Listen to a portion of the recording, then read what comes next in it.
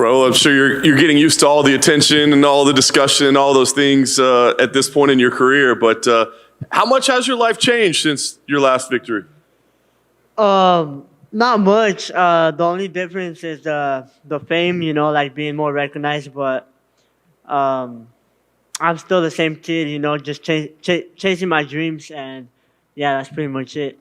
And you said, I mean, you've had this dream of being here forever. Now you're here, pay-per-view main card. I mean, is anything different than you thought it would be? Have there been any surprises or unexpected results of things?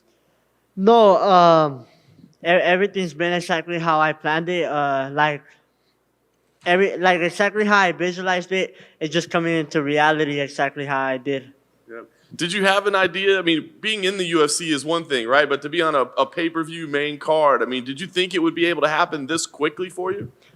No, it didn't, but I'm not surprised. Like I said, this spot on the pay-per-view, it wasn't given, it was earned. I earned it with all my hard work, and just everything I do. I think I'm a pay-per-view fighter, and I'm the perfect fighter to open up this pay-per-view card because, like, not only am I a fighter, but I'm also like a showman, a performer. So I'm gonna go out there and put on a show and get the people turned up for the rest of the card. Do you think about that when you get in the cage about like actually putting on a show? Is that just naturally who you are? Or do you put in an effort like, I don't want to just go win. I want to go win in entertaining fashion? That's just naturally who I am. Like every of my fights, even like whatever I do, like grappling competitions, whatever. I'm just a showman, an entertainer because it's fun for me. I like to have fun in there, so that like helps me have fun, and also like the people enjoy what they're watching. So what do you make of Christian as an opponent? Is there anything that he does that concerns you or worries about your game plan? No, there's nothing that concerns me. He's a good fighter, but I'm just levels above, and I'm gonna go out there and show it Saturday night. I think about this fight. This is a perfect fight because if I'm not wrong, he's a prospect too, and that's exactly the fight that I needed. So I can show that I'm levels above these prospects, and I'm ready to fight in the top 15. I love it. Last thing for me, what is the goal? I mean, victory here. Like, how do you see this year going? You just mentioned top 15. I mean, are you eyeing the rankings already? What do you see for yourself moving forward?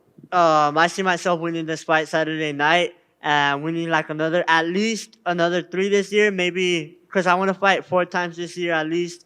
I wish it could be more, but at least 4 times. So maybe after this one and another 2, I can start fighting on the top 15. Well, right here. Christian was in here earlier, and he said he thinks the biggest threat you would have is your grappling. He doesn't see a lot from your striking. Do you think that's an unfair assessment from him when he was breaking you down? Like I said, my opponents can think whatever they want. At the end of the day, the result's going to be the same. They can think my grappling sucks. They can think my striking sucks. They can think whatever they want. Whatever helps them get their confidence higher, that's better for me because like I saw Christian Rodriguez fight. And I expect him to be 10 times better for this fight and still finish him the same way. When you are watching him, I know you said that nothing really concerns you in there about him, but is there any one part of his game that maybe stands out compared to the rest of his game? No, I don't think nothing stands out from him.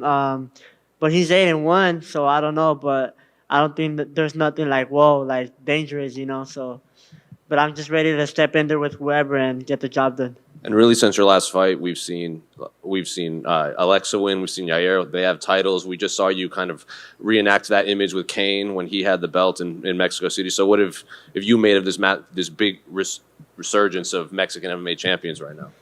Well, it's hella dope to be able to represent the flag. Right now, the Mexican flag is in good hands. You got Brandon, Yair, Alexa, and I think the UFC is gonna start paying more attention to Mexico. And I feel like that's what we need because there's a lot of talent in Mexico that like fighting spirit, but we just don't got the support. So I think this is going to help a lot. And, hopefully we can bring the UFC back to Mexico City. I think it's really needed. And, yeah.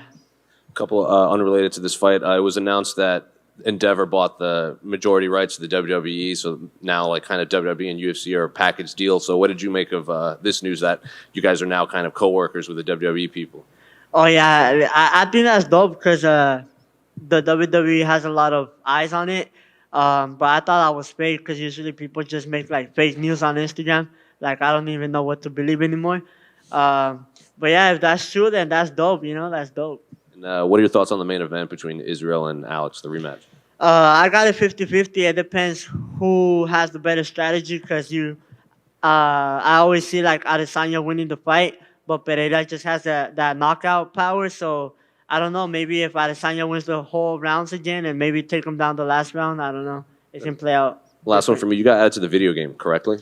Yeah. So, do your friends play as you? Yeah, and I had everybody like send me videos, like all my friends send me videos of me playing them using my character in the video game and making some highlights out of it. Over here. Thank you. I'm just curious to follow up on the WWE UFC merger. And you say you're a showman and a performer, and a lot of WWE is about showmanship and performance. Is that something that might interest you later on down the road? No, I don't think so. I like watching it, but I don't think I would like doing it because what if they tell me that my paper's to lose? I don't want to lose. And then lastly for me, what is it like being here in Miami? This is the first time in 20 years UFC has been back in Miami. So just what is it like being down there in South Florida and participating on this big show?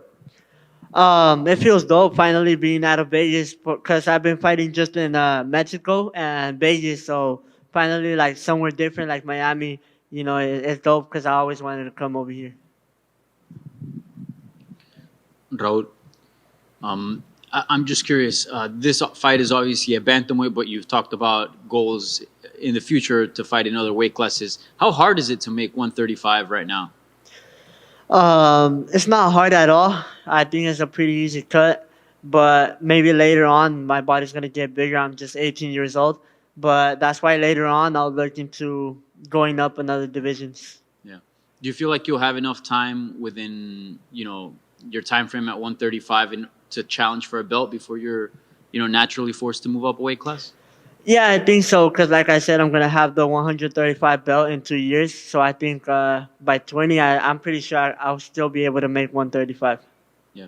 And also with your main card spot, obviously, like you've been a big attraction since like you joined the UFC. But there's come some hate, some criticism.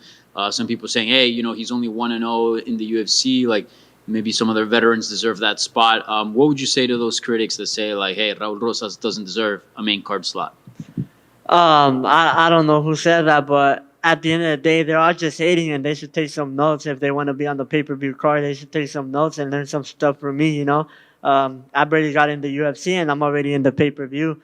Not like other ranked fighters that are prelim fighters. So I don't want to say names. But yeah.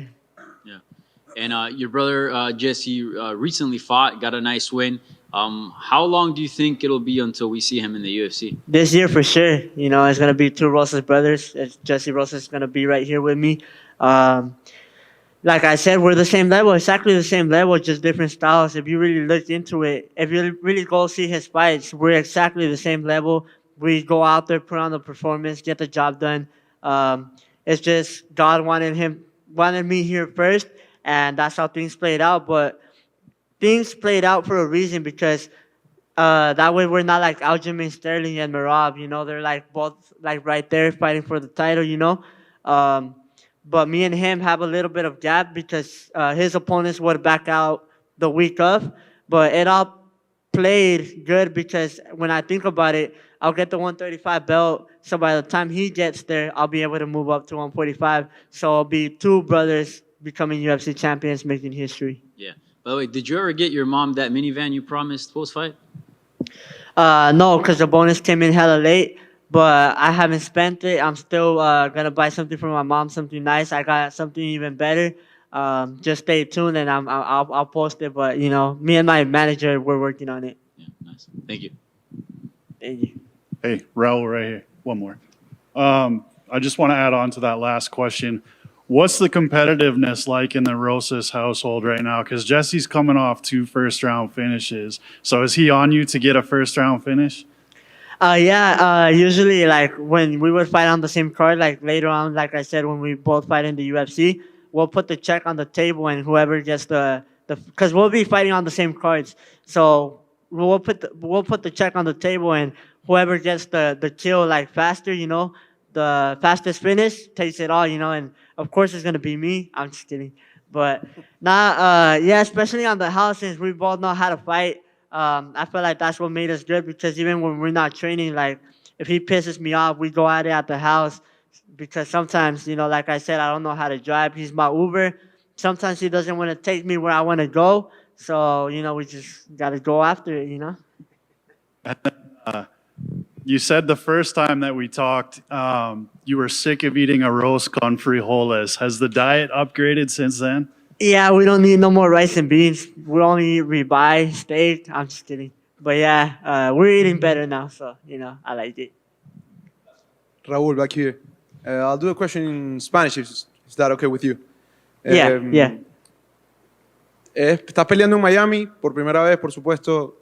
¿Crees que la arena va a estar contigo ahora, sabiendo que eres mexicano, que eres latino y que bueno, quizás el público se puede sentir identificado contigo? ¿Crees que vas a contar con el apoyo de la arena el sábado en la noche? Sí, aquí hay muchos latinos y la neta se va a aprender, se va a poner bien chido. Ya mire que hay muchos latinos, cubanos y de todo, mexicanos. Entonces, yo sé que la vibra va a ser muy diferente a Las Vegas, a la que tuve en mi pelea pasada. Entonces se va a aprender y estoy listo para empezar el show y prender a toda la gente. Siempre has dicho que quieres ser el campeón más joven en la historia, romper el récord. Si tuvieras que dibujar tu camino a ser el campeón desde este momento, ¿cómo lo dibujarías? ¿Cuánto tiempo crees que te puedes tardar? Me va a costar 2 años, nomás por la razón que me va a tardar 2 años es porque ya cuando uno es campeón, yo veo que ellos pelean casi como una vez al año o así, entonces eso me va a detener poquito, pero yo creo que voy a ganar esta pelea y después voy a ganar otras 3 y ya me voy a ir al top 15, voy a ganar 1 o 2 en el top 15 y voy a entrar por el campeonato. Gracias. Gracias.